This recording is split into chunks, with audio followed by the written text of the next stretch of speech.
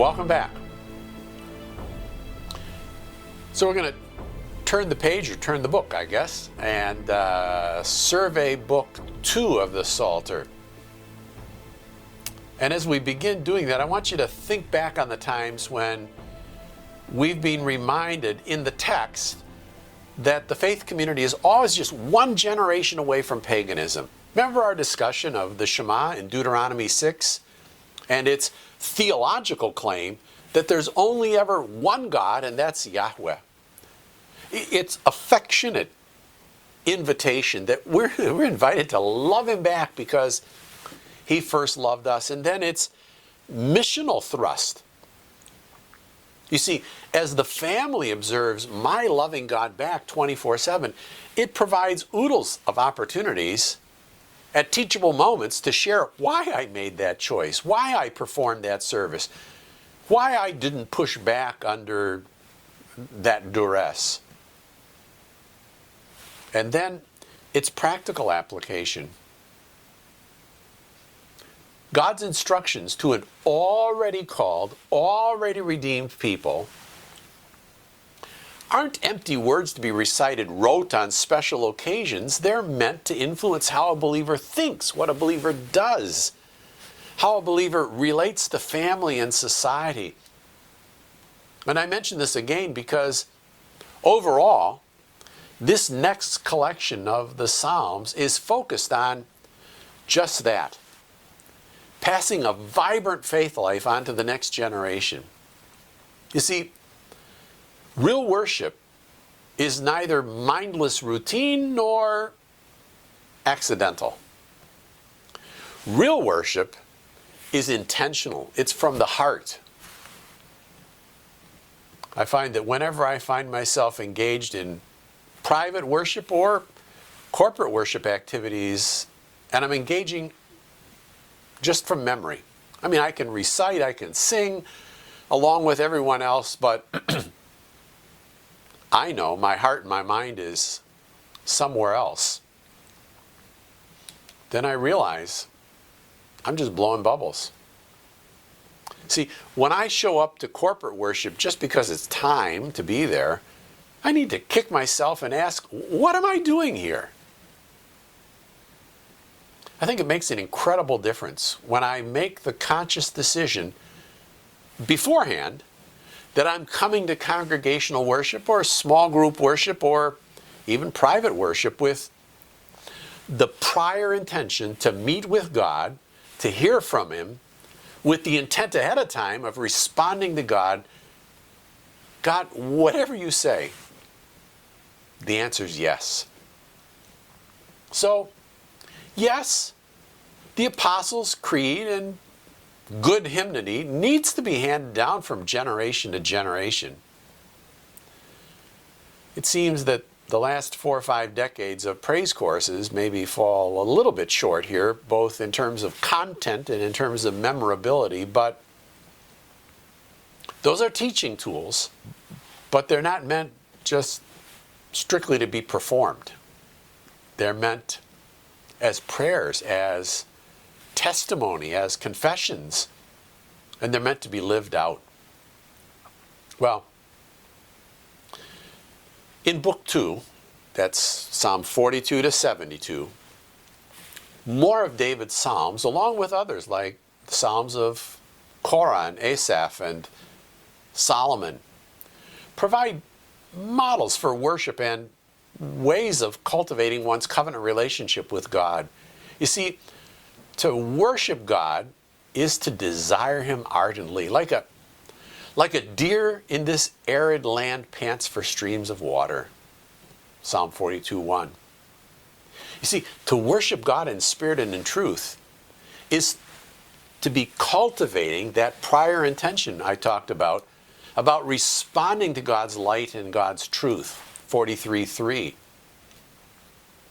And as the next generation sees a plausible faith life in the day-to-day walk of their forebears and hears them recount the myriad ways that Emmanuel had been there for their parents and grandparents, Psalm 44, 1-3, then they too will appropriate this faith Psalm 44, verses 4 and following.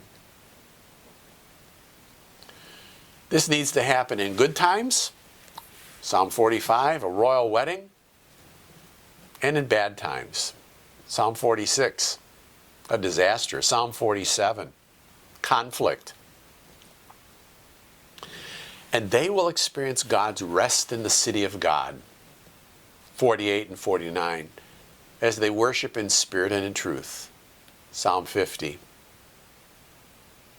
So that brings us to Psalm 51. Psalm 51 through 68, mostly Davidic Psalms, and they develop this Deuteronomy 6 theme of transgenerational discipling. It reminds the worshiper that God's not interested in more goats per se, but that the sacrifices of God are a broken spirit, a broken and a contrite heart. 51:17. So, given David's calling and his anointing, his being characterized by God himself as a man after my own heart, none of this, or all of it together, lets David sweep sin under the rug. I think David's prayer serves as a model that teaches subsequent generations about the terrible cost of sin and just the extravagance of God's amazing grace and peace and forgiveness. Psalm 52:1 starts out, why do you boast of evil, O mighty man? The steadfast love of God endures all the day. Well, I think that expresses the reality that genuine believers still live in a fallen world infected with evil, and the follower of Yahweh is charged to challenge both the profane values and the destructive behaviors that naturally flow from those perverted values. The Psalter reminds the believer that in a fallen world, there will be fools who arrogantly assert there's really no God. 53:1. So, for the previous generations and for the younger generations coming up, the faith life, rich and rewarding as it is not easy. It's not a walk in the park.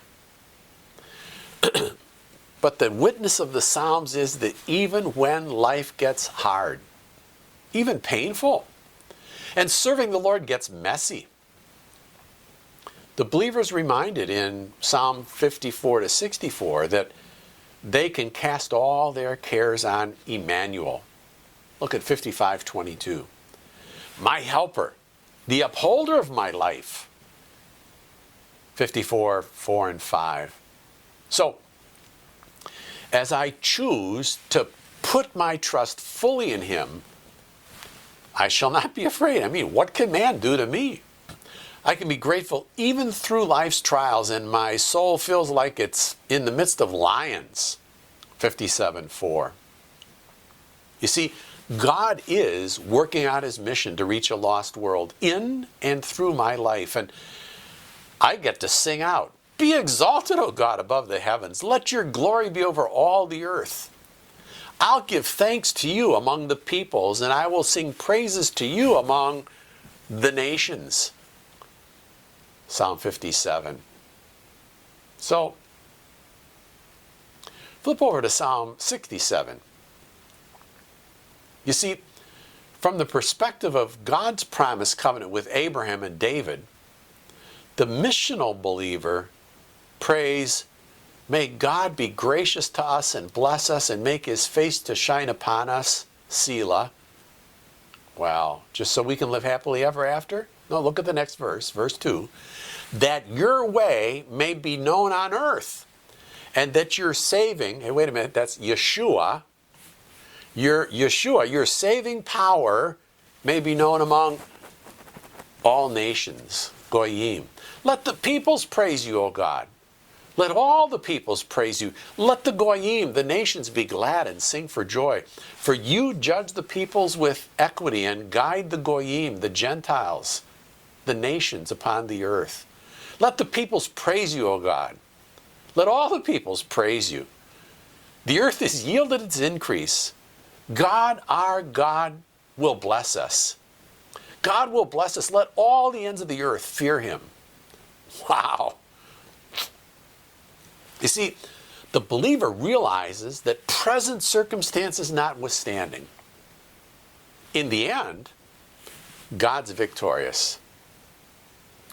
And Book 2 ends with a royal psalm.